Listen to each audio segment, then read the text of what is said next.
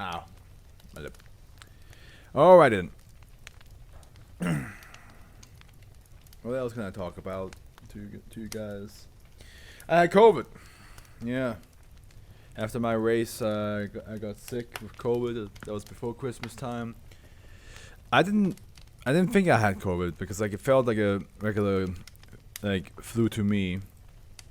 Like it wasn't worse than the flu for me to be honest. Like when I have flu, I'm really like I get hit by it strong, but then like I'm like back to normal like 4 days later. I would say like like the first 2 days are the worst, and then the third day is like it's like I'm getting better, but it could always like something come up like runny nose or coughing fits and all that stuff. But then like by the end of the fourth day I usually get like back to normal. Other than that, I would say, yeah, no, it wasn't that bad. Well, it was bad, but it wasn't like stronger than the flu to me, which is good. It could have like really absolutely killed me, and I'd be like, oh, I can't do shit for like 5 days. But no, I'm glad that the worst case was like 2 days long, and then the third day I just relaxed to like not relapse into it. Cotton blight is this next, and look at that, we're back to the keto range, back in the keto zone, the danger zone. Okay. A sample of SCP-1755 is to be contained at Site 40 following standard Class 1 biohazard procedures. All personnel stationed at Site 40 are forbidden from wearing clothing containing cotton. Uncontained specimen of SCP-1755 are to be incinerated, and the area monitored for further outbreaks. And after almost total breach of SCP-1755, further containment efforts will focus on concealing the anomalous origin of SCP-1755. SCP-1755 will be presented as a result of experimental genetic engineering. The Foundation will cooperate with and assist governments and major agricultural biotechnology companies through proxies as need be in bringing SCP-1755 under control.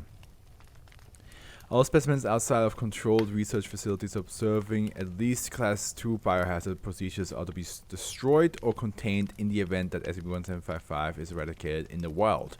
But it will be reclassified SCP-1755-EX. Okay, description: SCP-1755 is a species of worm not closely related to any extant species. Visually, specimens of SCP-1755 resemble thin fibers, and the cuticles may be in any of a wide range of colors. SCP-1755 are hermaphroditic with a lifespan of about 5 weeks. SCP-1755 only eat cotton fibers. Oh, okay. No, gotcha. If exposed to a garment made of primarily of cotton, SCP-1755 will consume one thread and reproduce parthenogenetically producing a new instance of SCP-1755 with cuticle color matching that of the consuming thread. This process is extremely efficient, and one SCP-1755 specimen is capable of converting an entire shirt in about 2 weeks. So, oh yeah, I can see why it's keto, because like if it eats multiple shirts, that's multiple SCP-1755s. The meatworm. No, it's less meat and more like cotton worm, right? Because that's all it eats, and then it produces another worm of itself. Unless it eats people at the end. Let's see what else it says here. When consuming a garment, SCP-1755 will link to each other, making their presence difficult to detect by visual or tactical examination. While converting a garment, SCP-1755 may spread by contact to other cotton fabrics.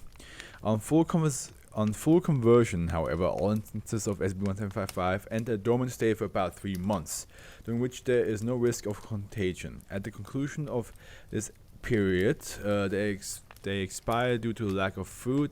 It is at this point that SCP-1755 becomes most visible, as affected garments often begin to rot. Research indicate that a tone in a range of 435 kHz to 520 kHz causes dormant SCP-1755 to release the linkages, resulting in a fully converted garment disintegration. Gotcha. So you can like frazzle them, I guess. SCP-1755 was discovered following an outbreak at the University of Sheffield, in which a large proportion of the clothing of students and faculty began to rot.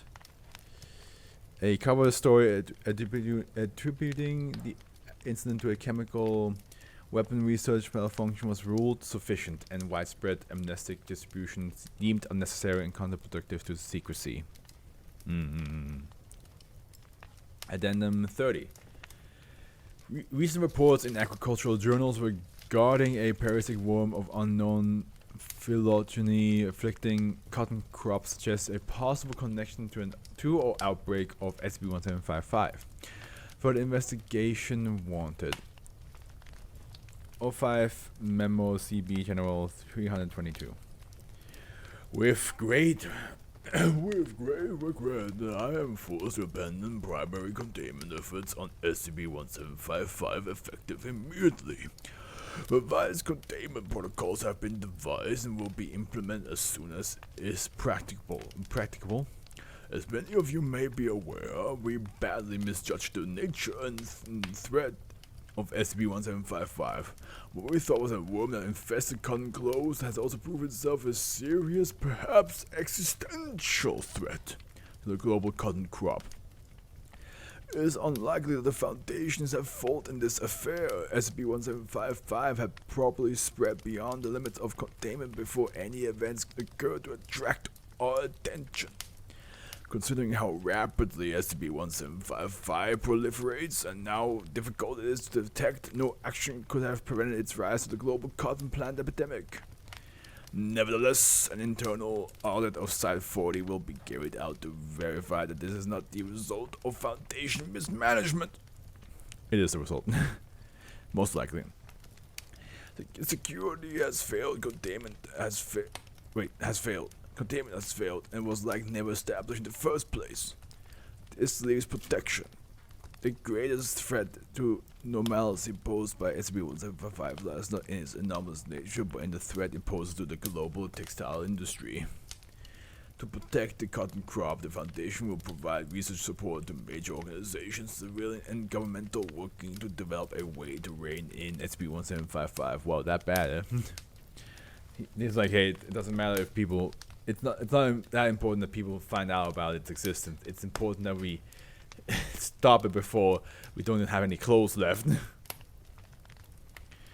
This is not the first time a breach of this magnitude has occurred.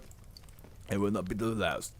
We are fortunate in that SCP-1755 is not anomalous in what it does, but rather that it exists at all.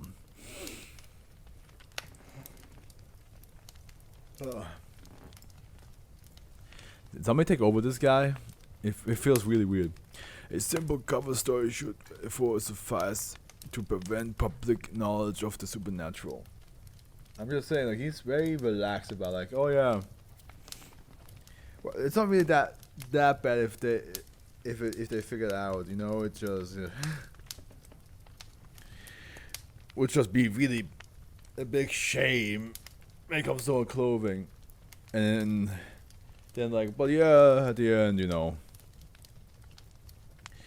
It's not really that bizarre what it does. It's just that the fact that it exists is just that it's weird.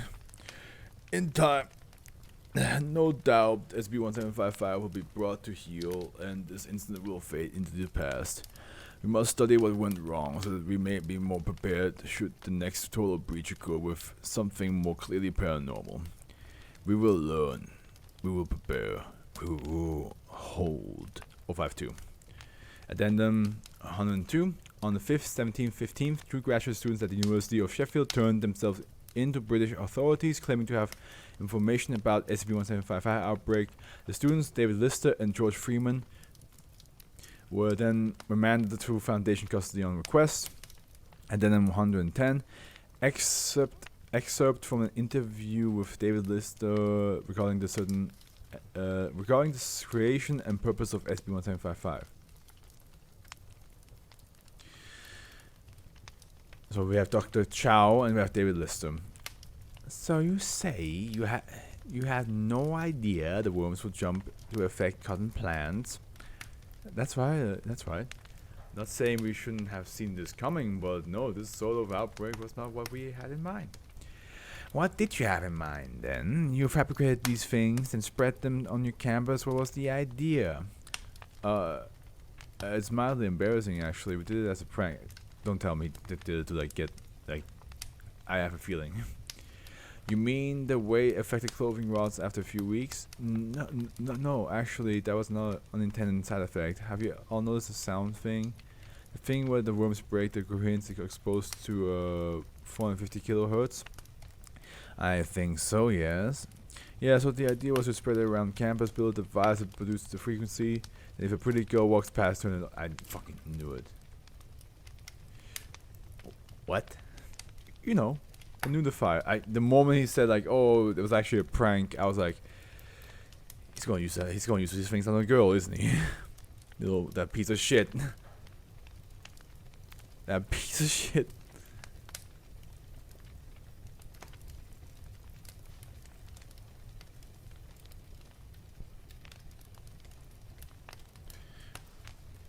Ugh. So yeah, let's just spread it around, and once a pretty girl walks by, let's just embarrass her completely publicly, you know? That's gonna be funny. But it sounds like it's something that people in high school or even early college, especially in the US, would do. They're dicks like that, you know?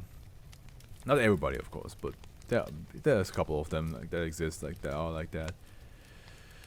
Unbelievable. Unfucking believable. Well, I hope the Foundation kept him locked up for a little bit and be like, no, you know what? Maybe we should put you in a D class because what you talked about was sexual assault, and that's a crime. So you're technically a criminal, so you can become a D class now. You go stay with us.